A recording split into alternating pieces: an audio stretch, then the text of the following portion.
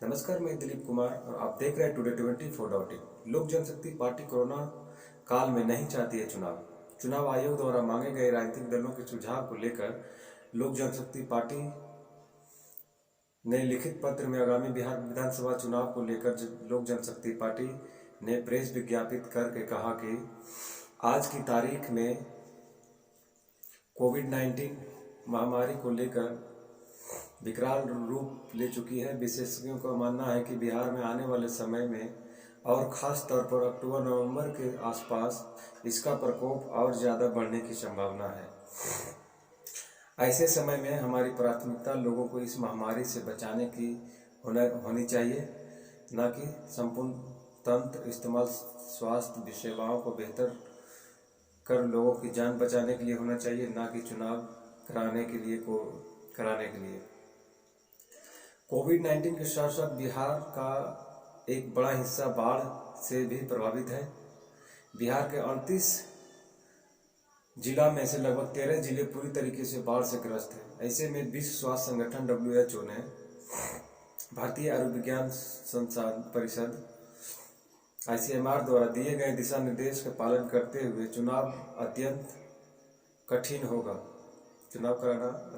होगा। लोकतंत्र के लिए निष्पक्ष चुनाव को होना जरूरी है, लेकिन इसके लिए एक बड़ी आबादी को खतरे में डालना सरासर अनुचित नहीं है। देश में लगभग 35,000 से ज़्यादा लोगों की मृत्यु इस बीमारी की वजह से हो चुकी है और वही बिहार में यह आंकड़ा 280 के पार है। ऐसे में चुनाव कराना जानबूझकर लोगों की मौत के मुंह में धकेलना है। चुनाव महज एक दिन की प्रक्रिया नहीं है और इससे आपसे बेहतर कोई नहीं जानता है। राजनीतिक दल तथा प्रत्याशी जहां चुनाव के प्रचार प्रसार में महीनों पहले जुट जाते हैं, तो वहीं आपके द्वारा चुनाव के औपचारिक घोषणा करने की प्रचार की प्रक्रिया और तेज हो जाती है। आमतौर पर देखा गया है कि चुनाव की घोषणा और मतदान की तारीख के बीच लगभग 4 से 6 हफ्ते का समय होता है। भारतीय चुनाव में प्रचार के लिए व्यक्तिगत जनसंपर्क की परंपरा रही है। राजनीतिक दल एवं प्रत्याशी डोर टू डोर कैंपेनिंग, नुक्कड़ सभाएं, जनसभाएं एवं बड़ी रैली कराते हैं। भारत की आज़ादी के बाद से चली आ रही इस परंपरा को बदल पाना अत्यंत कठिन होगा। आचार संहिता के दौरान यदि ऐसी सभाएं होती है तो न सिर्फ एक बड़ी आबादी को संक्रमित होने का खतरा रहेगा, बल्कि मौत के आंकड़ा भी वृद्धि होगी।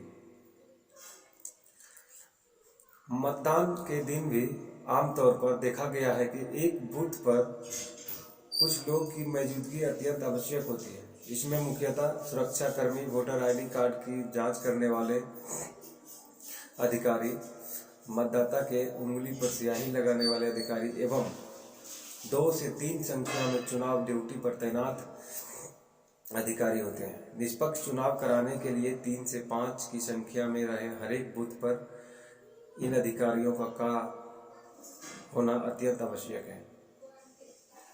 बिहार में लगभग 75,000 बूथ हैं। मतदाताओं की संख्या को अगर छोड़ दे तो लगभग 4 से 5 लाख लोग ऐसे हैं जो मतदान के दिन चुनाव कराने की प्रक्रिया से सीधे जुड़ते हैं तथा निरंतर रूप उपस्थित अनिवार्य है। ऐसी परिस्थिति में उन लोगों के बीच भी कोविड-19 के संक्रमण फैलने की संभावना बनी रहेगी। इन अधिकारियों को जानबूझकर ऐसे खतरे में डालना उचित नहीं होगा। चुनाव में कोई धांधली ना हो, इसके लिए चुनाव के दौरान बड़ी संख्या में केंद्रीय सुरक्षा बल एवं बिहार पुलिस की तैनाती हर बूथ पर की जाती है। इनकी तैनाती के लिए बड़ी संख्या में जवानों को एक जगह से दूसरी जगह भेजा जाता है। यकीनन इसे संक्रमित होने की खतरा चुनाव ड्यूटी पर तैनात हमारे जवान को भी रहेगा। संक्रमण के प्रभाव से या इसके भय से या सावधानी बरतने के उद्देश्य से संभवतः एक बड़ी आबादी निर्धारित समय हुए चुनाव में हिस्सा नहीं ले पाएगी। यदि ऐसा होता है तो मतदान के प्रतिशत में भारी गिरावट देखी जाएगी और कम मतदान प्रतिशत सफल लोकतंत्र की परिभाषा के विपरीत है।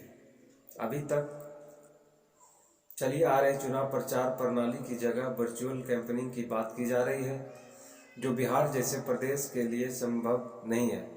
ज्ञात हो कि बिहार में अभी तक पिछड़े प्रदेश में सम्मिलित होता है और बिहार के गांव अभी भी विकास से कोसों दूर है। बिहार में बड़ी आबादी ऐसी है जिनके पास ना तो स्मार्टफोन है और ना ही उसे इस्तेमाल करने के लिए ज़रूरी तकनीकी उपलब्ध है। यकीनन इसके अभाव में गरीब वर्ग से आने वाली आबादी लोकतंत्र के इस पर्व में अपनी भागीदारी देने से वंचित रह जाएंगे। हमारे वीडियो आपको अच्छा लगे तो लाइक करें, सब्सक्राइब करें, शेयर करें और बेल आइकॉन को दबाना ना भूलें। आपके सवालों पर जवाब कीजिए today24.in।